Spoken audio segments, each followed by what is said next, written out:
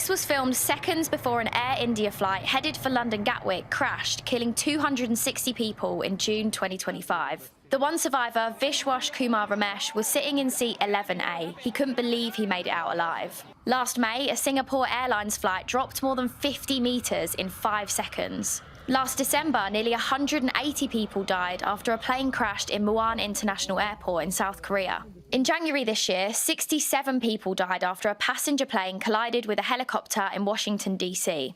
In February, this Delta flight skidded along a runway in Toronto in flames before flipping over. And it was only a few weeks ago that a plane crash at London Southend Airport killed 4 people. So why does it feel like more planes are crashing these days? Are certain manufacturers more dangerous? And is 11A really the safest seat? So that Singapore Airlines flight back in May 2024 had serious turbulence. One man on board died from a heart attack after the plane jolted up and down for 4.6 seconds. So climate change affects temperatures and wind patterns, and so in the next few decades, experts say the amount of severe turbulence around the world could double or even triple. But the BBC's been looking at the number of crashes.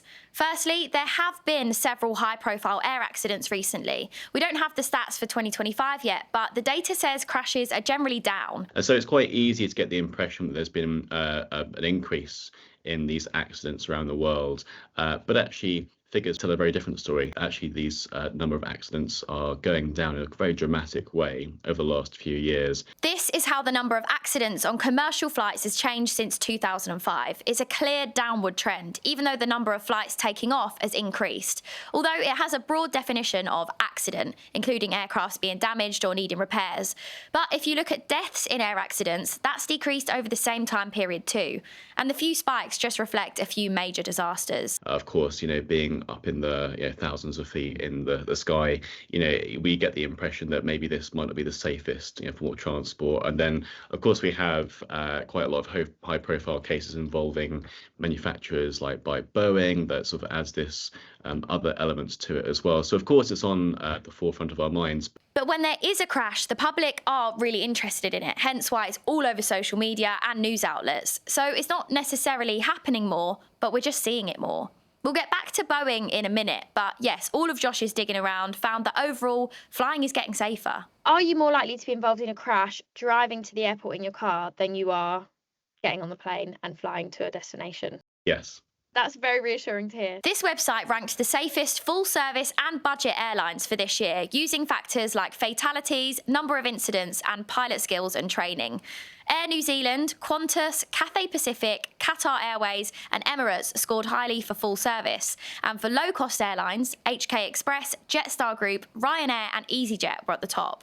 But what about the manufacturers? Every time there's a crash, people in the comments are always asking, was it a Boeing plane? Was it this type of Boeing plane? What is the deal with these Boeing planes? Are they more dangerous than other types? Excellent question. People always ask about Boeing versus Airbus. In short, majority of the planes out there are manufactured by either Airbus or Boeing. So if we take a simple probability is 50-50, isn't it? Or with that in being involved in an incident. But if we look into historical rate of incidents per a million flights, Airbus has around 4.9 incidents. So take it as 5. Right? Boeing has about 5.6 incidents per million departures. Yes, Boeing is slightly higher, but that difference really is negligible because when we talk about incidents, they are reportable incidents, i.e. it could be a turbulence, it could be a runway excursion, not necessarily ending up with fatality. Staff at Boeing have previously raised concerns about the standard of production, and Boeing admitted a mistake after a door blew out of this 737 MAX 9 aircraft mid-flight in January last year.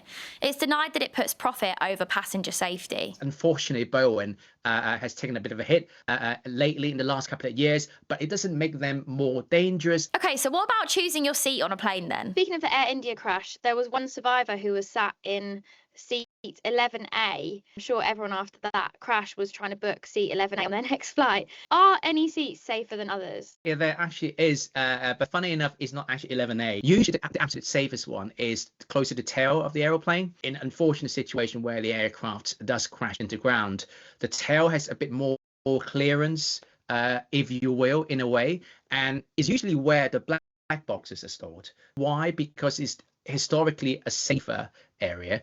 So, are there any other ways to keep safe on a plane? Just keep your seatbelt fastened. I know it sounds stupid. It helps a lot, even in turbulence. Turbulence could be unexpected. So if you are always strapped in, definitely more safer, much safer than without the seatbelt.